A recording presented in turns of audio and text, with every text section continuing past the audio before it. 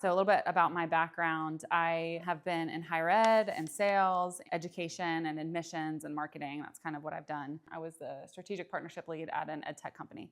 And I was there for about 3 years. Things just kind of got to a head where it wasn't healthy for my family or for our marriage. I decided to step away, really for our marriage, for the health of our family. I felt like I had these skills and these desires, but I didn't know what to do with them and I didn't know how to channel them. And I had always wanted a business, but I felt like that was selfish or greedy. That was just a lot of soul searching and, scrolling YouTube and watching videos and trying to figure out what am I going to do with my life, During that time, I had always noticed skills that I had or ambition or drive or this restlessness or this discontentment, and I couldn't figure out what that was. And I thought for the longest time that was wrong or bad, or I just needed to be content. I just needed to be thankful for what I had or where I was. I went to Calling Lab. Calling Lab was basically where you do a spiritual inventory of your giftings and your skills. It was a mix of spiritual giftings, personality tests, how God has made you and how he's wired you. And I think that was the first time that I had realized that these things that I could sense in me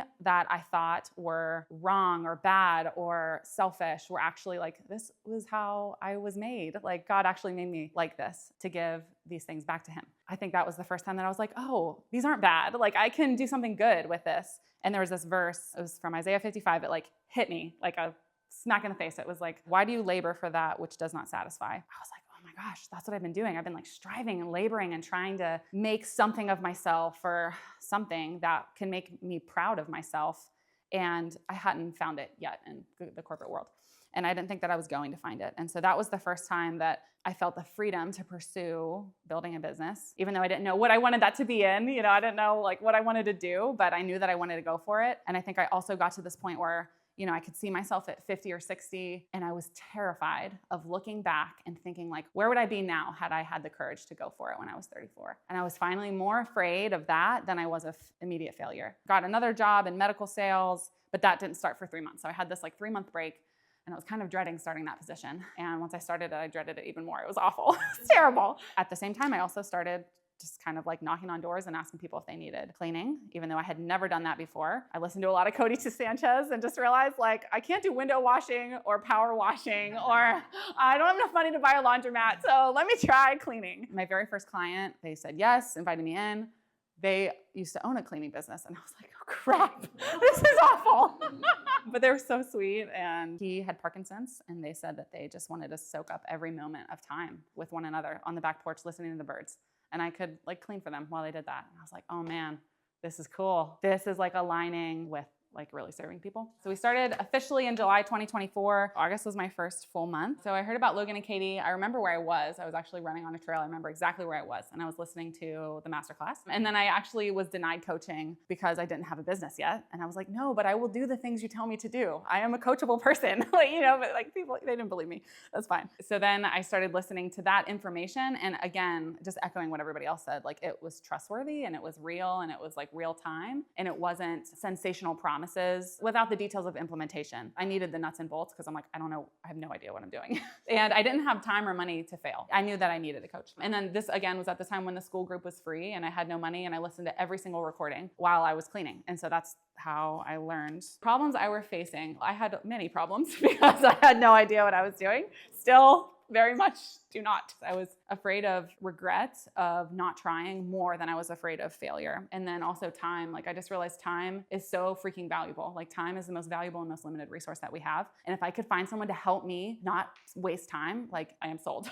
So I just believed you that you could help me save time and reach my goals faster and spend more time with my kids sooner, because I realized there would be a period where that wasn't going to be the reality. So what I was trying to do to solve these problems on my own was really just to support my husband's job in ministry. So he's the principal of a Christian school where our kids go, and that's really important to us. So I really wanted to be able to generate income that I was proud of, that I felt like my soul was aligned with. I wanted to build a business that I could be proud of, that served people and enhanced their life. And so the reason I committed to coaching with Logan and Katie was it was free at the time. If it wasn't free, I probably wouldn't have been able to afford it. So the biggest thing was really access to the Facebook ads training, because I knew that was my constraint was I didn't know how to market. And I'm if I can learn that, I think I can figure this out.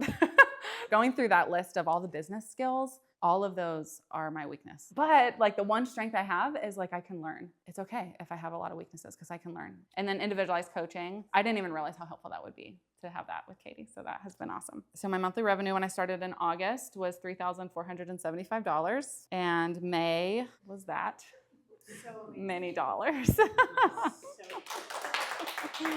Wild. It did not feel great. Felt like I got run over by a train many times.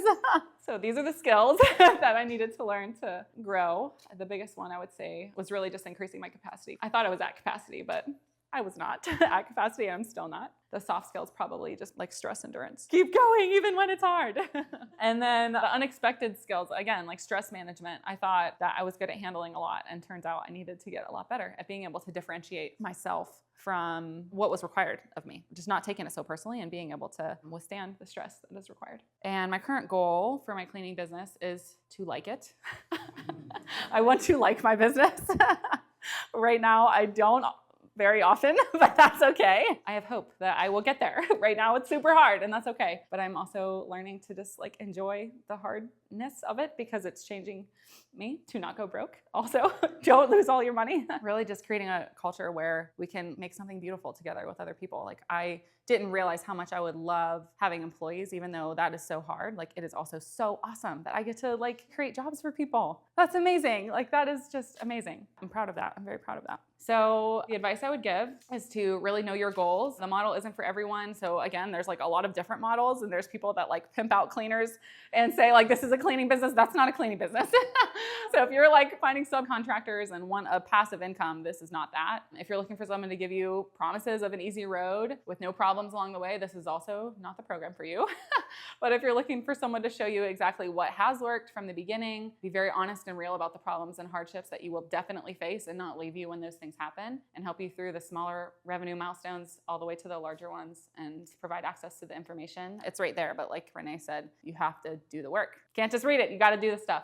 And then lastly, there's been like moments of urgent crisis, and then also moments of like just hard words, which have been so helpful. I'm thankful that you're not my friend and that you're my coach because that's what I need. So I'm really thankful that you're there for the urgent issues, but then also for the less urgent, more critical issues, you know, transitioning people into the office and removing myself from the daily operations. Like I realize that's actually going to be probably the hardest thing I've done so far. Thank you.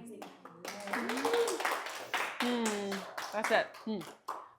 Good job. Thanks for having me here. Appreciate you. The benefit of seeing somebody do something that's never been done before. I think the best story is the story of Roger Bannister. He's the guy who ran the 4-minute mile for the first time. And up to that point, nobody had ever eclipsed the 4-minute mile. It was like unthinkable. It was unfathomable that someone can run 1,600 meters in less than 4 minutes. And the cool part about the story is that the moment that he did it, the very next year, there was thousands of people who broke the 4-minute mile. It's a great example of humans being humans. The expression is monkey see, monkey do, but it's human see, human do, right? And when you're able to see someone break a barrier, it's possible. What you are doing with your business is a 4-minute mile.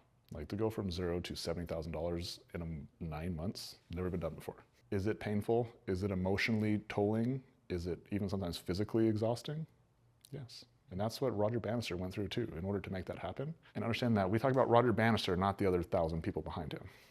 And so you're getting all the arrows, you're going through all the pain, but you're also going to be the one who inspires millions of people, not just the 1,000 in that year, but the millions of people to this day who know now who he is. What your goals are in alignment with what you're doing. And you said it really, really well. So great perspective is like, if the goal is to have time with the family, there's also a price to pay for that. You can get to that goal faster if you go through more pain. So if you're willing to accept more pain, you're able to continue to grow, even when it doesn't feel good, you're able to get to a place where there is enough revenue to have enough money to pay the other people, and there's still profit so you guys can continue to serve your guys' financial goals, while at the same time have the profit time to be able to spend your other 22 hours of the day that you're not working on your business with however you want to spend it. With your family, it could be with your husband, and it could be in the business. It could be whatever you want it to do. It could be serving, whatever you want to do with it. And so there's always a price to pay. And I think that everyone in here understands that, and you can never skip the work. If you're willing to go through the gauntlet, you can get to the goal faster. With Alex, I did 20 in-person sales every single day. I got people calling me a scammer, and that's not good advertising. I got told no 10 times every single day. I didn't want to get out of bed. And looking back on it, I'm like so grateful that I didn't stop because I wanted to. After 2 weeks, I was like, I'm good. Like I got the money back, now I'm good. And Alex is like, keep going. We need 100 people. We need 100 people. And I'm just like, and I'm glad that somebody pushed me. And so like, I see your situation. That's why I'm like, keep going, Julia, because like, I'm so grateful that Alex pushed me during those times. Because if I wouldn't be here today. And so that's why we continue to push you, is because like you have the capacity. You don't see it yet, but it's there. So great job.